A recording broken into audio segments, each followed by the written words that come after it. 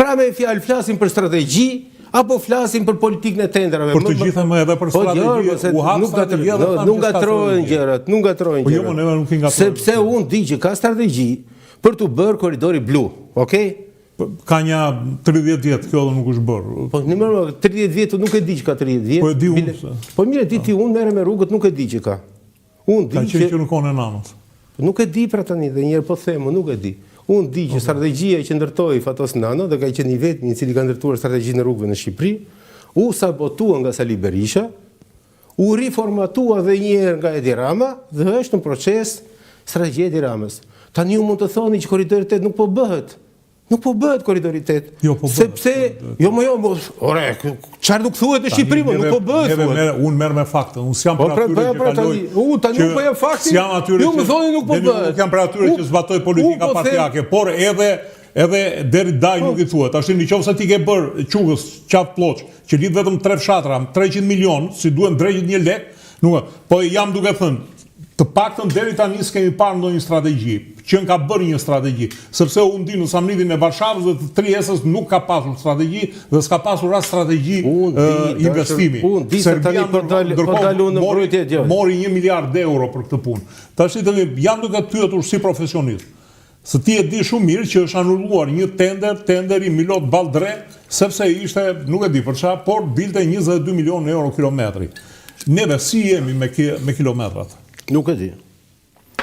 Nuk e di, pse? Të mund diçka me që nëse nuk e di zoti Meçe? Pse? Milon Baldrin është koncesion apo është buxhet shteti? Shumë ka. Jo, ka shumë rëndësi. Ja, po ta them unë që ku është rëndësia. Nëse ti ai nuk plotson të ardhurat, do t'ja plotsosh ti nga xhepi. Jo, është kështu. Nuk është kështu, pra. Nuk është kështu fare nuk është kështu. Prandaja, duke qenë që flasin militant politik në media. Unë s'kam fare militant politik. Qartë, po të paktën di që po ja kështu ka qenë. Edhe kjo e Kastradit po kështu është. Okej, përderisa flasin militant politik në media, çështja e indokrinojnë në një formë të tillë që kur fillon debaton, nuk je i paaftën si është argumenti teknik, sepse ka folur me militant. Edhe një herë unë kur them meqense keni dieni dhe meqense thënë vlerë 22 milionë euro, okay? 22 milionë euro, thash është buxhet shteti apo është koncesion? Koncesion, po varen kushtet e koncesionit. Qartë më qartë, ora edhe një gjë parë thuhet është koncesion. Koncesion mos nuk më s'më trëm fjala koncesion mua, po si e ke koncesionin? Qartë për qartë. Tani unë i drejtohem ekonomistit në këtë rast.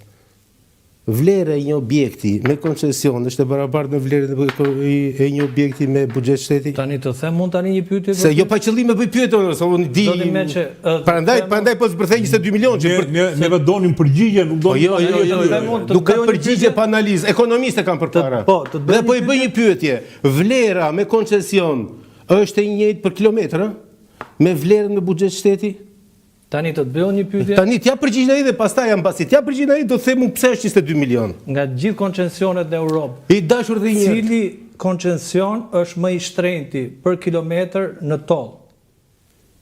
Dhe sa?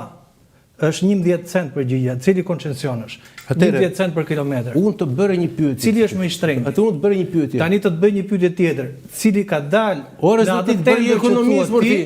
Cili ka dalë edhe më i shtrenjtë se ky, që është më i shtrenjti. Pse refuzon përgjigje për të dashur ty? Me 12 cent. O nuk di unë këto, nuk i di ti këto. Ora nuk i di këto. Milon Baldren. I dashur dhe Derisa Thuman Kashar është me 11 cent dhe është më i shtrenjti në Europë nga të gjithë koncesionet që janë në Europë. Çfarë po thua ti? Këtë po them, pra gjej një koncesion në Europë që është më i shtrenjtë shumë e thjeshtë për ti. Këto po them. Ti nuk e di shifrat, po jap unë shifrat. Mos më jep shifra, më jep parimin më burrë. Çfarë parimi për nga gjithë që ndërtohen me koncesion? Unë ty të kthej përgjigje me them gënjen të them, unë dhe mbyllet muhabeti. Gënjen me këto shifra, po nuk funksionon kështu. Tani unë po them pyetjen unë kam lexuar në materiale. Po s'kesh të lexosh ti më, por nuk e lexoj sepse nuk krahasohet koncesioni në Shqipëri. Ti nuk po thua asnjë fakt. Gjeje ti një koncesion më shtrenjtë se këto dy në Europë. Okej, si jemi në... Po jo nuk kemë, sepse... Po gje pra një pa afta gje, gje një koncesion. Gje, pyet telefon dhe gje. A ka mundësi të lutem? Po gje pra një. Beni. Mos herë do më thoj gje, do të gjej mos zotni, po më lërë të flas. O, 7 gje. Kalojmë tek... Jo, prit, se nuk ka ri. Një minutë se...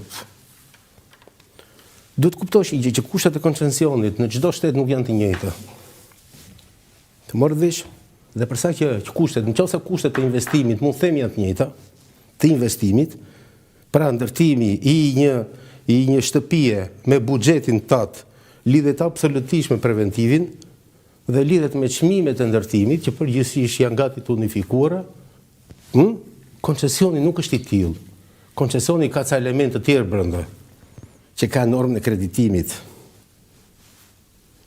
ka për rrugët, intensitetin e trafikut, ka riskun brenda. Prandaj i thash zotënisë, si ekonomist që është, që të mos bijem tek ajo që unë jo pa qëllim të thash, nuk kisha ndërmend të ofendoj askënd, po kisha ndërmend si në argumentin për të thënë që dalit militant politik dhe thonë 22 milion, edhe them stop një. Dhe unë i drejtohem ekonomistit në këtë rast. Do përgjigjen time tani ti. Përderisa ekonomisti është i paaftë, ja përgjigjet aja punë si ekonomist tashmë. Jepë përgjigjen atëre. Më gjej ti një përgjigje. Atëre po gjej unë përgjigjen. Tani ta vazhdojmë pak atë vola. Tani problemi këtyre dy koncesioneve. Të morë veç është koncesioni.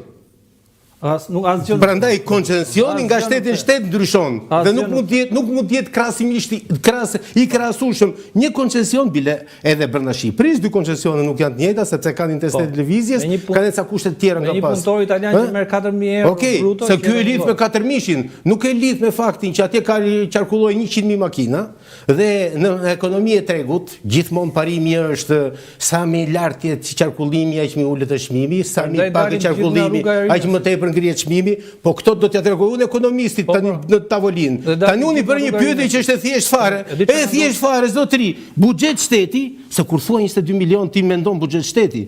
Nuk mendon koncesionin. Dhe tani i them, më thuaj zotni, çmimi me koncesion, me çmimin e buxhet shtetit janë të njëjta? Këtu fillon analiza që është ekspertizë, kjo quhet ekspertizë, nuk quhet bla bla bla bla, ekspertizë. Dhe pse ndryshojnë nëse ndryshojnë? Dhe pse janë barabarta që pastaj mbasi ta dëgjoj ekonomistin unë, se kështu na dalin gjithë ekonomistët. Dhe nuk ka ndodhur asgjë, është e thjeshtë fare. Nuk i përgjigjet, ta japun përgjigjen. Ta japun përgjigjen. Ata marr pak radhën unë. Ta japun përgjigjen nëse se e pa i. Veç të kuptojmë se më bëri pyetje për 22 milionin. Ta japun përgjigjen 22 milionin. Jo zoti, jo, unë bëri pyetje. Tollin për kilometër. Tolli për kilometër është paraja që paguan çdo qytetar. Tolli për kilometër në Shqipëri është 11 cent, thuman kashar. Është 12 cent në tenderi që thua atje është i hapur për Milot Ballrem. Dhe 11 cent për kilometër është më i shtrenjti në Europë për koncesione. Tani ta vazhdoj pak. Atë që nuk thot dot zoti Meçe është që këto dy koncesione, ky koncesion i parë shumë i shtrenjtë, praktikisht bllokoi gjithë korridorin blu. Sepse u vu shumë i shtrenjtë në segmentin më të lehtë. Dhe do marrësh vazhdimin nga Kashari në Lekaj, po të ndiqej e njëjta metodologji që thot zoti Meçe, shkonte 6 euro. Pra, të dalësh nga Kashari në Lekaj, kush do paguante 6 euro? Do dilin gjithë nga Durrësi ose nga Ndroqi në rrugët ekzistuese, sepse 6 euro për të kaluar 45 km nuk e paguash dot, duke ndjetur një metodologji që ishte në rrugën Thuman Kashar. Kemi pastaj rrugën vazhdimi Lekaj Fier. I gjithë bloku aktual me metodologjinë aktuale është bllokuar në një vlerë rreth 20 euro për total. Pra nisesh nga Ballreni, të shkosh në Fier me 20 euro. Është një kosto shumë e madhe me këtë metodologji që kanë zgjedhur për të përdorur sot.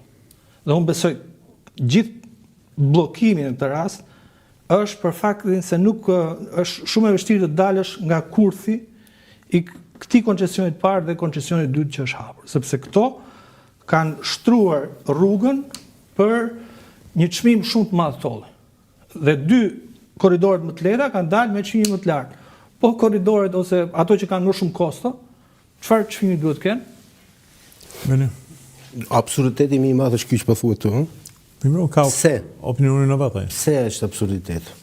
Nëse çmimi duhet të kalojmë çik të llogaraja të dosjet e nëse çmimi i tollit është i lartë, akuzohet.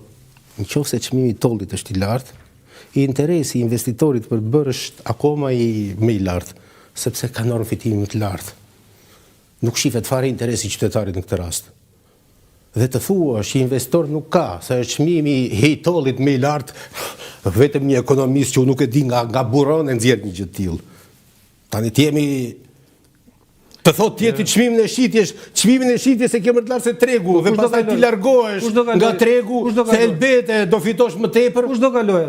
Kush do kalohet? Shënë si ka kush do kalohet, e merr fitimin zotri. Po si do e marr fitimin? E merr fitimin ai. E merr fitimin ai. E merr nga shteti. Sepse që ta dish ti, Do paguash 6 euro ti për shkuar në do paguaj 6 euro, do paguaj 66 euro në momentin ku shteti më jep garancinë që zotëri ja jap çmimin e 6 euro e paguon shteti dhe u futem si investitor i Luifen që tani bile. Prandaj nuk është logjikë ekonomike kjo që thua ti. Jo, nuk është logjikë. Po s'është fare, po ju pikërisht për ata, sepse ju jeni militant dhe flisni si militant, nuk flisni si ekonomist. Të bëra një pyetje zotëri që është për të vërtetuar qytetarët, thjesht qytetarët. Unë jam militant, Po, nga që po shoh tani absolutisht militant. Gjithsesi, në momentin që ti paraqet një opsion ndryshe, nuk do thotë që Po s'është ore edhe një herë, argumenti teknik dhe ekonomik nuk është opsion, është fiks. Është parim. Që një ekonomist të më cënoj parimin dhe të më diskutoj mua këtu dhe mbi parimin të godas politika shtetërore, kjo nuk funksionon. Je ti militanti PS-s? Unë jam militanti PS-s. Unë të kam thirrur i dashur si specialist. Po si specialist po flas tani pra. Një dy gjëra, po pra. Po pra, si specialist ju bët një pyetje dhe mu drejtuat. Edhe Oldin e kam thirrur me gjëra fjala ka qenë aseti PS-s. Okej. Po jo s'ka që jam militant tani, nuk i di kujt. Okej. Entiteti pa qartë. Bile është ai që dukshëm që është i PS-s sa vetëm ylli mungon. Jo, tani ti thua që duket që është të themi amin, çfarë thotë. Çfarë për çfarë? Po jo mos unë çfarë tham ne ti? Kemi ndonjë hall. Një minutë. I dashur. Ne nuk tham çka ka thënë Dirama. Ne tham ka strategji, nuk ka strategji. Zoti Meço, unë kam një më tej ju bët një pyetje, 22 milion. Shiko se po kemi ngecur këtu dhe nuk kemi sqaruar asgjë. Jo, kjo është shumë e rëndësishme. Bile kjo është pyetje. Unë dua të merrem edhe një çik me tunelin e Llogaras që ka vajtur 190